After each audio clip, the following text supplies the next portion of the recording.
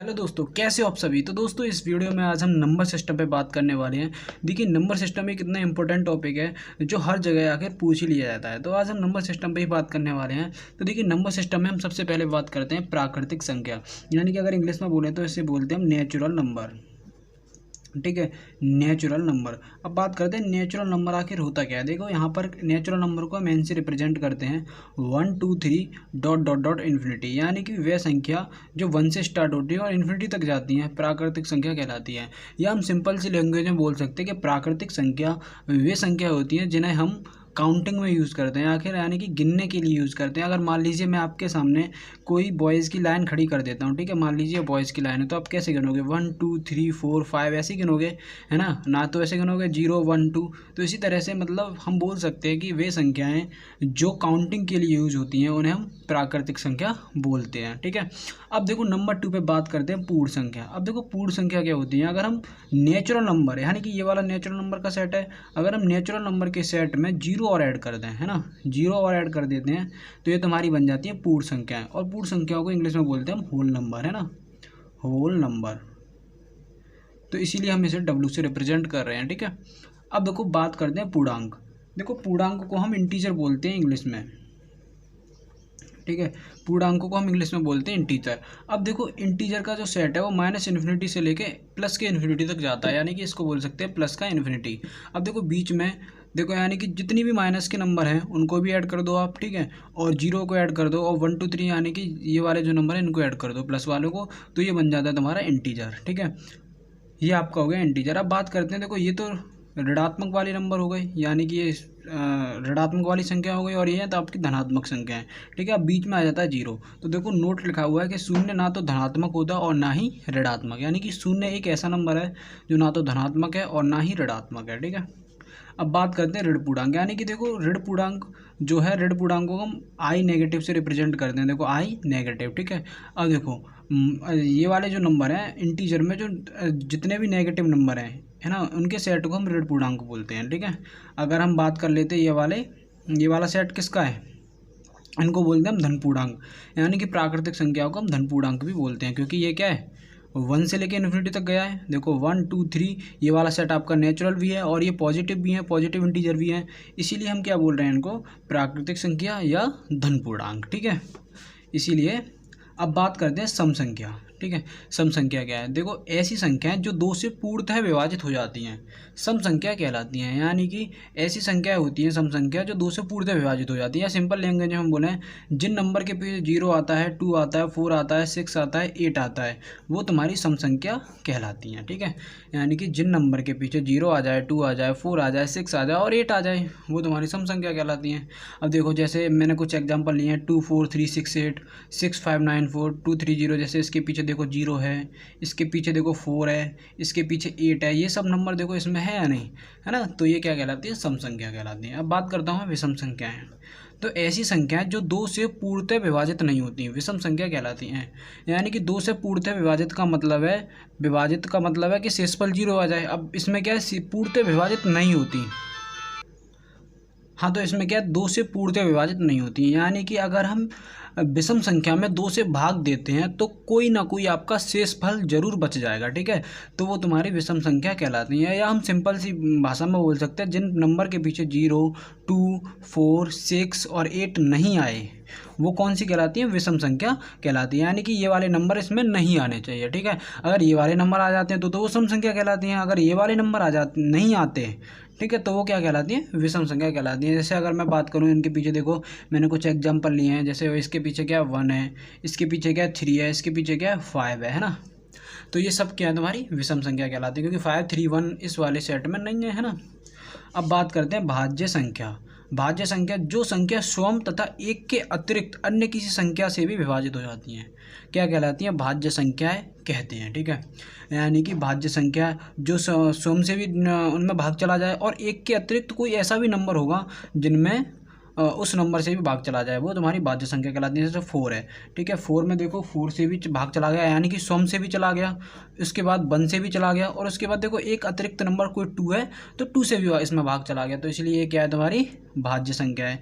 जैसे अगर मैं बात कर लेता हूँ 8 को, तो देखो 8 में 8 से भी भाग चला जाएगा, 1 से भी चला जाएगा, और बात करते हैं तो 4 से भी चला जाएगा, और देखो 2 से भी चला जाएगा। देखो खुद से भी गया, 1 से भी गया, और ये 2 अतिरिक्त नंबर हैं जिनसे भाग चला गया, तो ये क्या है भाज्य संख्याएं हैं, ठीक है। अब देखो, अब बात करते हैं हम अभाज्य संख्या। अभाज्य संख्या क्या है? जो संख्या स्वयं एवं एक के अतिरिक्त अन्य किसी भी संख्या से विभाजित नहीं हो पाती है उन्हें अभाज्य संख्या कहते हैं। जैसे अगर मैं बात करता हूँ 2 की, ठीक है, देखो 2 क्या है, 2 से भाग चला जाएगा, 2 से, है ना, 2 में अगर हम भाग देंगे तो 2 से चला जाएगा और 1 से चला जाएगा। अब बताओ कोई भी ऐसा नंबर है जो 2 को भाग दे सके? नहीं है ना, ऐसा कोई नंबर नहीं है।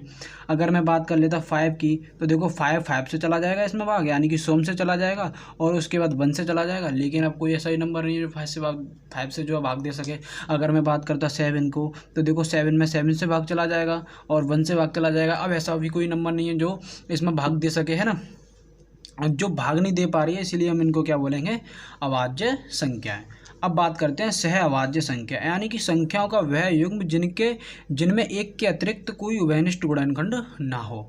यानी कि अगर सिंपल लैंग्वेज में बोलें कि हम सहअभाज्य संख्या वे संख्या होती हैं जिनका HCF क्या होता है, 1 होता है। यानी कि कोई भी पेयर ले लो, जैसे मैं यहाँ पे पेयर उठा लेता हूँ 2 और 5, अगर मैं इनका HCF निकालूंगा तो क्या होगा, 1 होगा, है ना, 1 है, तो इसीलिए क्या है सहअभाज्य संख्या। अगर मैं 3 और 7 को उठा लूँगा तो इसका HCF कितना आएगा, 1 आएगा। जिनका HCF बना जाए, जिन 2 पेयर का HCF बना जाए वो क्या कहलाते हैं, सहअभाज्य संख्या। अब बात करते हैं देखो परिमेय संख्या। परिमेय संख्या क्या है? इन संख्याओं को P/Q के रूप में लिखा जा सकता है जहाँ Q does not equal to 0। ये कंडीशन बहुत ज़्यादा इंपॉर्टेंट है कि Q की वैल्यू कभी भी 0 नहीं होनी चाहिए, ठीक है, परिमेय संख्या के लिए। जैसे एग्जाम्पल लिया है मैंने 5, 7, 5 22/7 और 7/9। अब बात करते हैं कि 5 कैसे हो गई परिमेय संख्या। अब देखो 5 को मैं ऐसे लिख सकता हूँ ना 5/1, देखो ये P हो गया, ये Q हो गया, है ना। अब बात करता अगर मैं 5 को ऐसे भी तो लिख सकता था 10/2, क्योंकि 2 5 जा 10, तो देखो ये P हो गया, ये Q हो गया, है ना। तो 5 भी क्या है, एक परिमेय संख्या है। अगर अब देखो, अब मैं बात करता हूँ अपरिमेय संख्या। अपरिमेय संख्या क्या होती है? इन संख्या को P/Q के रूप में नहीं लिखा जा सकता है, ठीक है, यानी कि ये संख्या ऐसी होती है जिन्हें हम P/Q के रूप में नहीं लिख सकते, तो ये कहलाती है तुम्हारी अपरिमेय संख्या। जैसे एग्जांपल में मैंने पाई लिया है, √2 लिया, √3 लिया और माइनस का √2 लिया। अब देखो बच्चों का एक क्वेश्चन रहता है कि सर आप पाई जो है अपर में नंबर क्यों बता रहे हैं, लेकिन पाई की वैल्यू तो 22/7 होती है, और 22/7 हम ऊपर बता चुके हैं, है ना, देखो यहाँ पे बता चुके हैं कि ये एक परिमेय संख्या है, तो ये तो हम गलत बता रहे हैं, है ना। देखिए सुनिए पूरी बात को, देखो पाई की वैल्यू जो है 22/7 नहीं होती। पाई की वैल्यू जो होती है कुछ मतलब पाई की वैल्यू को अगर हम लिखना स्टार्ट करेंगे तो शायद इस पेज पर ही पूरी पे बन पाए, यानी कि तो ये क्या है, पाई हम 22/7 इस वजह से लिख लेते हैं क्योंकि जो पाई की कुछ एग्जैक्ट वैल्यू के ये इक्वल होता है, इस वजह से, ठीक है ना। तो पाई की वैल्यू ये नहीं होती है ना, समझिए, है ना। तो पाई एक क्या है, अपरिमेय संख्या है। अब देखो, अब पीछे बात करते हैं तुम्हारा वास्तविक संख्या है। देखो परिमेय तथा अपरिमेय संख्या सम्मिलित रूप से वास्तविक संख्या कहलाती हैं।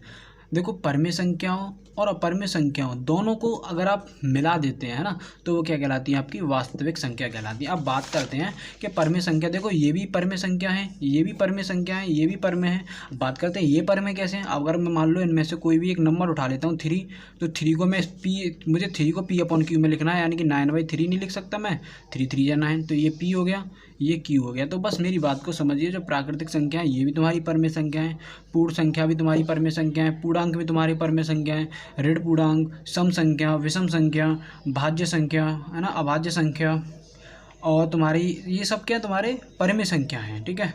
और अपरिमेय संख्या क्या है, जिन्हें हम P/Q के रूप में नहीं लिख सकते।